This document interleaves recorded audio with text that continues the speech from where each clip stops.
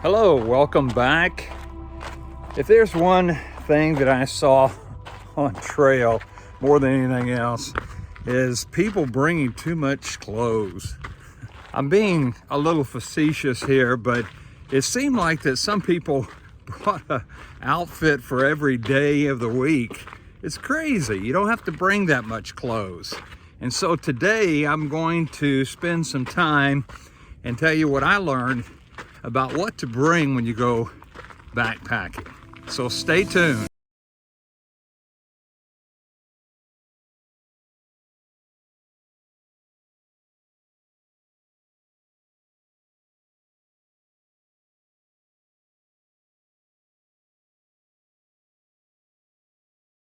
Backpacking career, I learned something called the layering method, and it really helped me out to know what to bring and what not to bring when I went backpacking.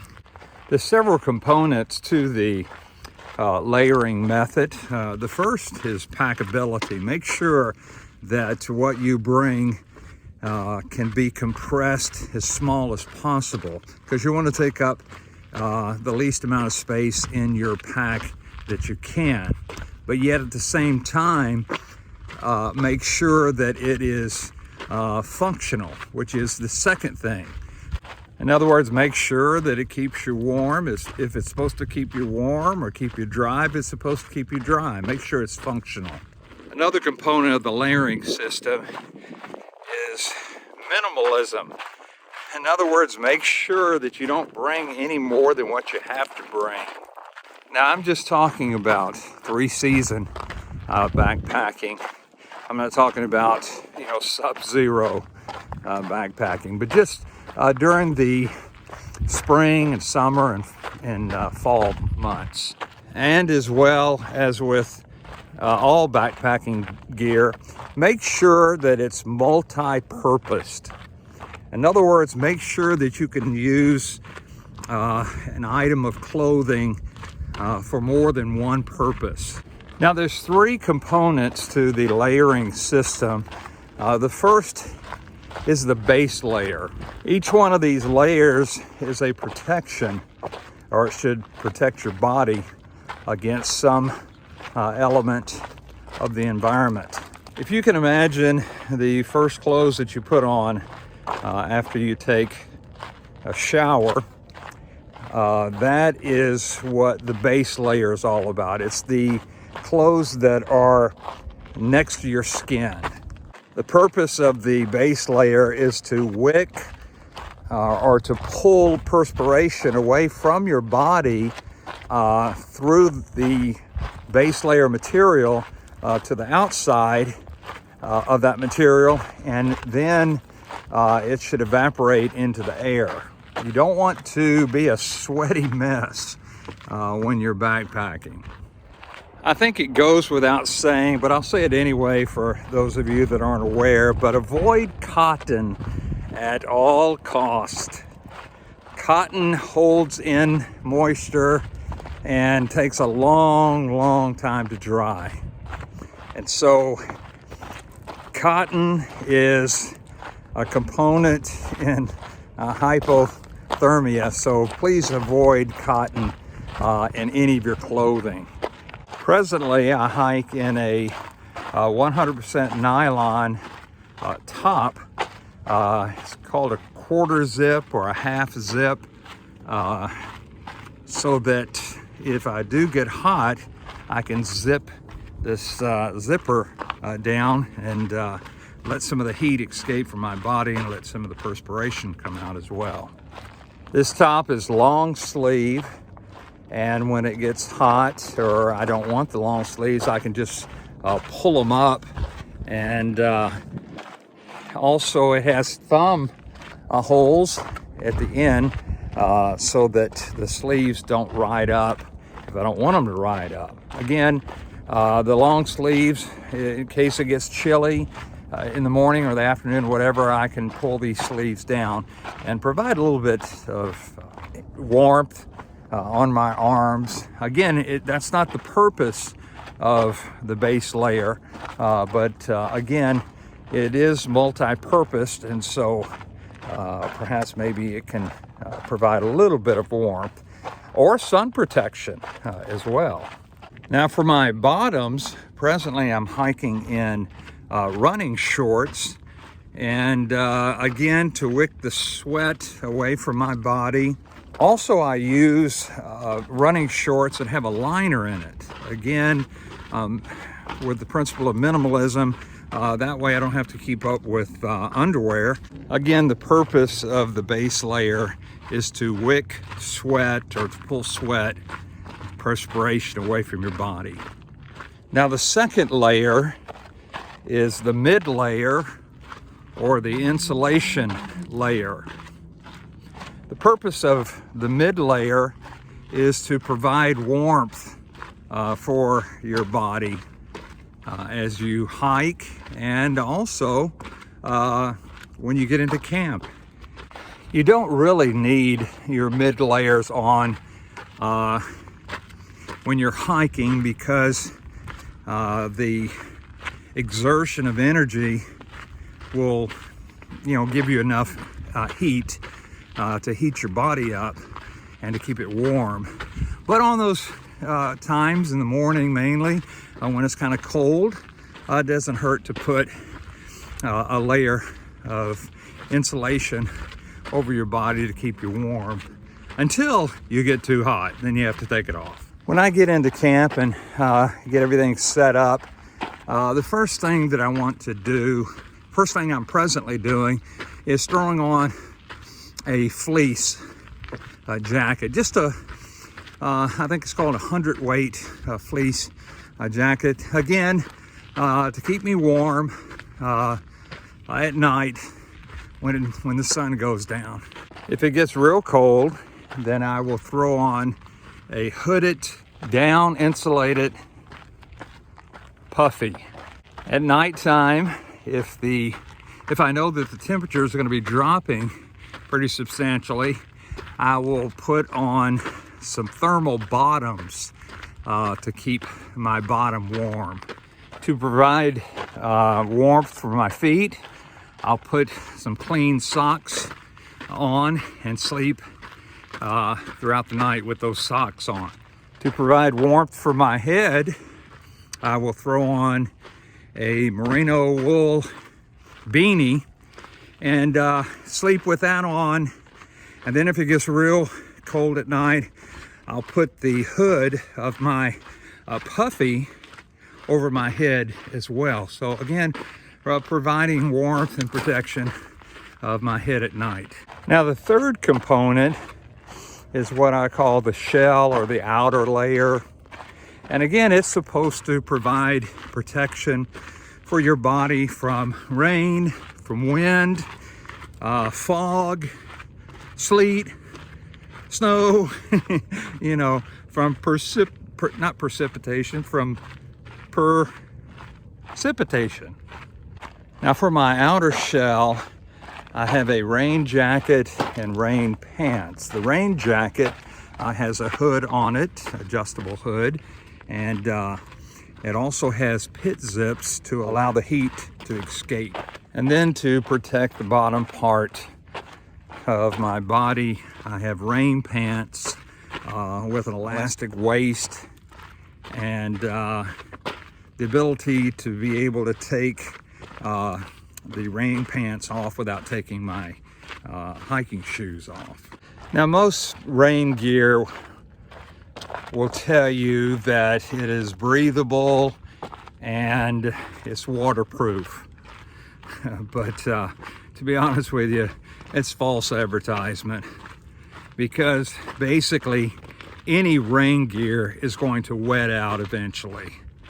And so you're either going to get wet from the outside rain, or the sweat from your body as you perspire. Now, along the line of multi-purpose,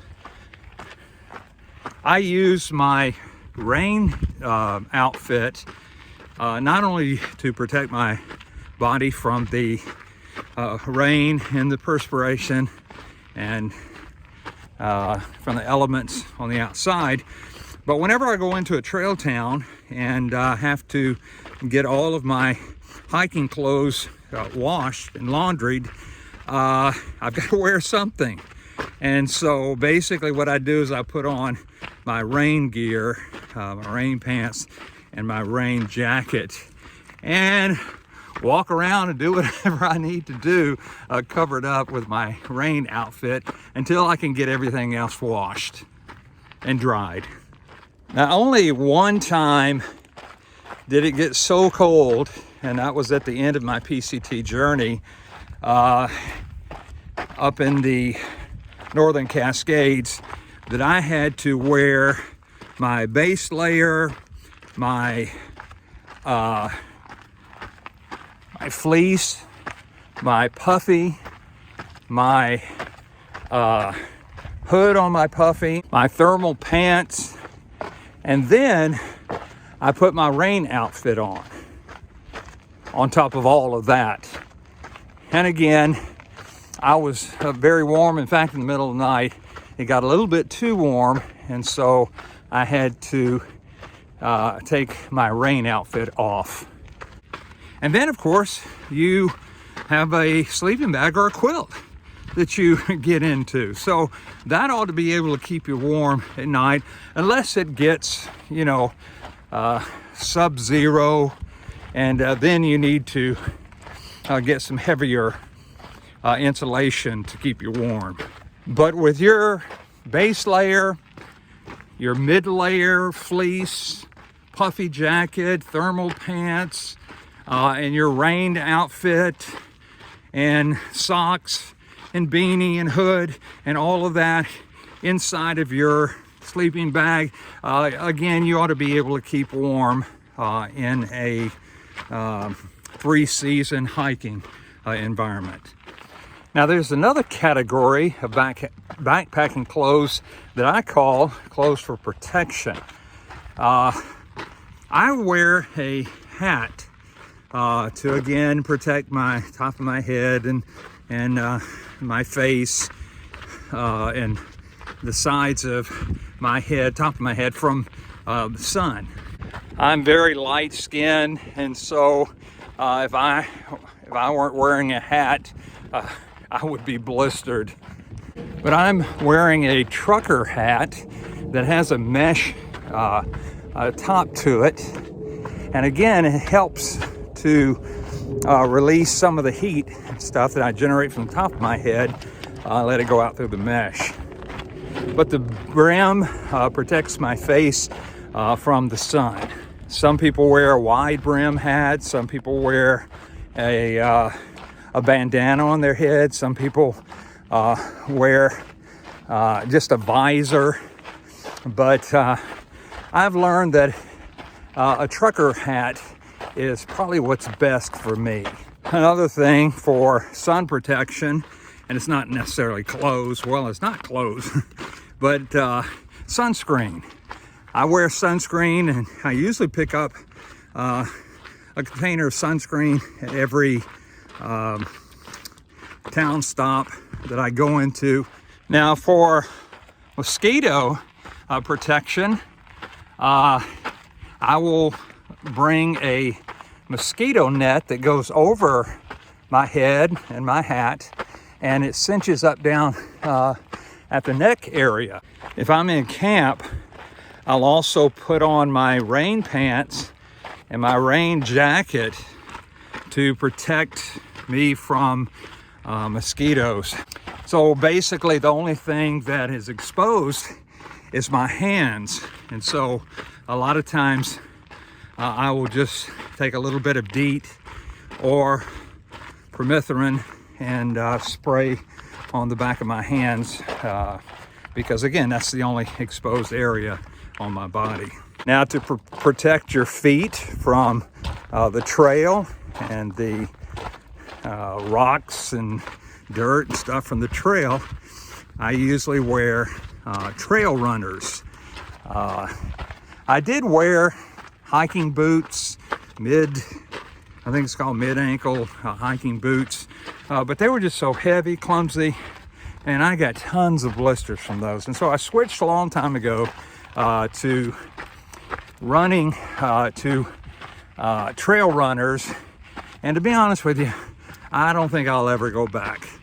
Along with foot protection with shoes, I bring a good pair, in fact 2 pairs of good socks, merino wool socks that dry very quickly. And when I buy a new pair of trail runners, I'll take the sock liners out and replace them with, like green feet.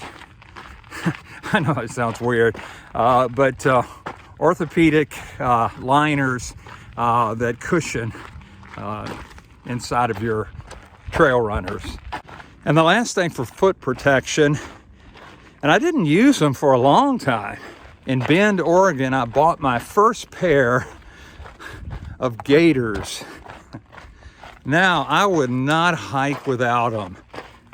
It keeps rocks and dirt, sand, dust, all kinds of stuff out of your shoes. I used to take my shoes off at night and my feet would just be covered with dirt and have little rocks in them. But with these gaiters, it keeps all of that out. And so get you some gaiters. Now, I'm not talking about the Florida gators either. Roll Tide. Some people bring gloves with them, little liner gloves on trail with them. But again, I don't. Again, with the philosophy of minimalism and multi-purpose, what I do is, if my hands get real cold, I'll just take out a clean pair of socks and put those on my hand for mittens. And again, it keeps your hands warm. I mean, you can only wear 1 pair of socks at a time, so use the other pair that you're not using for gloves. Duh. Now that is the layering system, and I hope you learned something, or perhaps maybe just were reminded of things that you already knew. But it's helped me out to avoid bringing multiple items that were only used for just one particular purpose. You don't need a separate sleeping outfit at night. Just put everything that you have on and get in your sleeping bag and you'll be warm.